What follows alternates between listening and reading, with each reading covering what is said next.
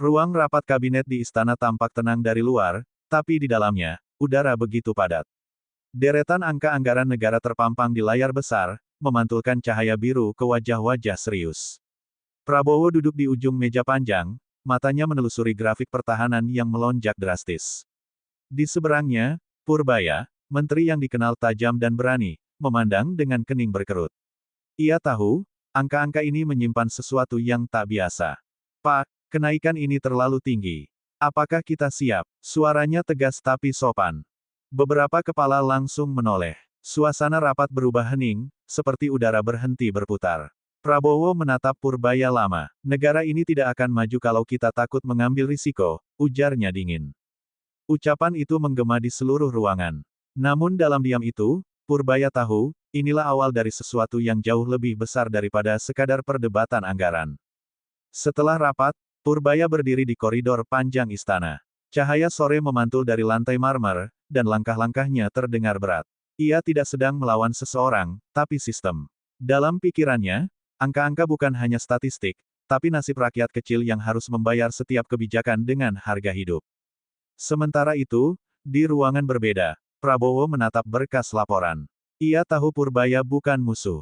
Tapi dalam politik, orang yang terlalu jujur bisa lebih berbahaya daripada lawan politik itu sendiri. Ajudan datang dan berkata pelan, "Pak, sebaiknya biarkan saja. Jangan diperpanjang." Prabowo hanya menggeleng. Kalau semua diam, lama-lama negeri ini hilang arah. Dua jalan mulai terbentuk, satu dengan idealisme, satu dengan kekuasaan. Dan keduanya sedang menuju tabrakan yang tak bisa dihindari. Keesokan harinya, berita kecil muncul di media, Purbaya pertanyakan kenaikan anggaran pertahanan. Tidak besar, tapi cukup untuk membuat beberapa orang penting gelisah. Di lorong kekuasaan, bisikan mulai beredar. Ada yang bilang Purbaya sedang cari panggung, ada juga yang menyebut ia sedang dikucilkan. Namun di balik semua itu, ada seseorang yang diam-diam memperhatikan, staf senior yang tahu persis siapa yang diuntungkan dari lonjakan anggaran itu. Ia menulis pesan anonim, "Hati-hati, Pak Purbaya. Mereka tak suka orang yang bicara terlalu jujur." Purbaya membaca pesan itu di mobil dinasnya, matanya menatap jauh keluar jendela.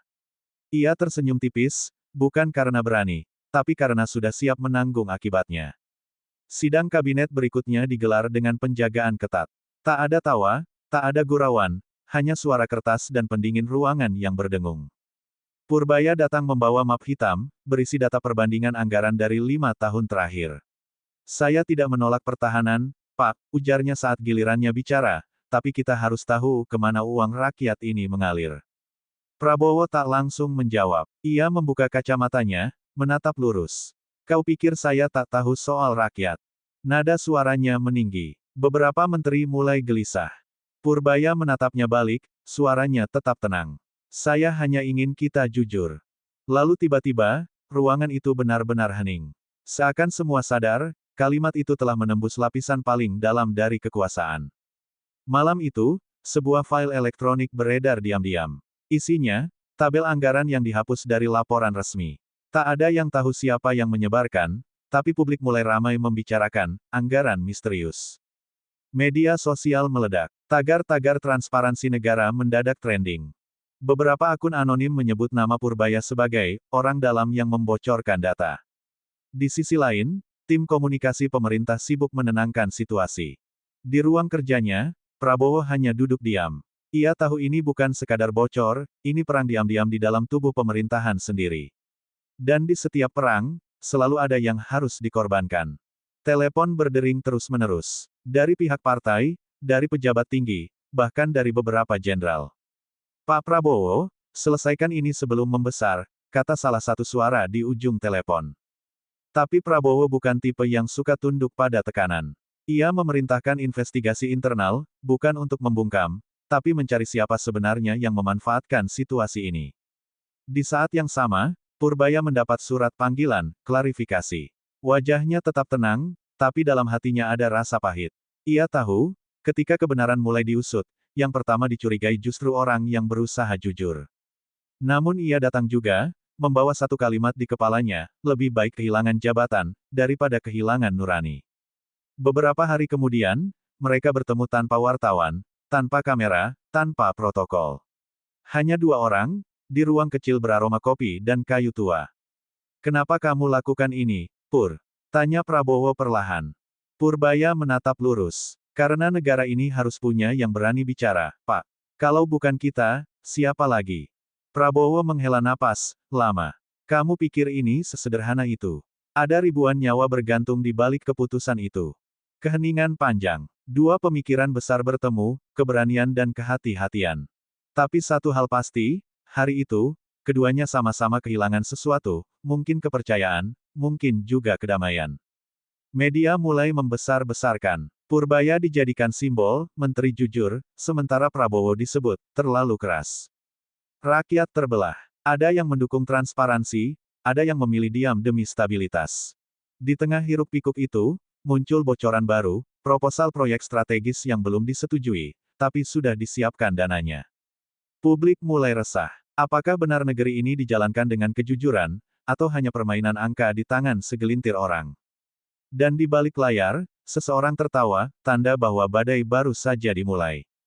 Hari itu, DPR penuh sesak. Semua mata tertuju pada 2 sosok, Purbaya dan Prabowo. Keduanya hadir dalam rapat terbuka, membahas transparansi anggaran negara. Saat tiba gilirannya bicara, Purbaya berdiri, membuka berkas, dan berkata lantang, rakyat berhak tahu kemana setiap rupiah berjalan. Sorak kecil terdengar dari kursi belakang, tapi langsung reda ketika Prabowo menatap. Ia menjawab perlahan, saya tidak takut transparansi, tapi jangan biarkan negara ini jadi panggung fitnah. Ruang itu hening. Kamera menyorot wajah mereka berdua, 2 orang dengan tujuan sama, tapi jalan yang berbeda. Beberapa minggu berlalu, isu mulai tenggelam, tapi jejaknya tak pernah benar-benar hilang. Purbaya dipindahkan ke posisi baru, demi penyegaran. Sementara Prabowo tetap melanjutkan tugasnya, dengan mata yang kini sedikit lebih teduh. Di luar, rakyat mungkin sudah lupa. Tapi di hati keduanya, peristiwa itu meninggalkan luka yang tak terlihat. Suatu malam, Prabowo berkata pelan kepada ajudannya, orang seperti dia langka.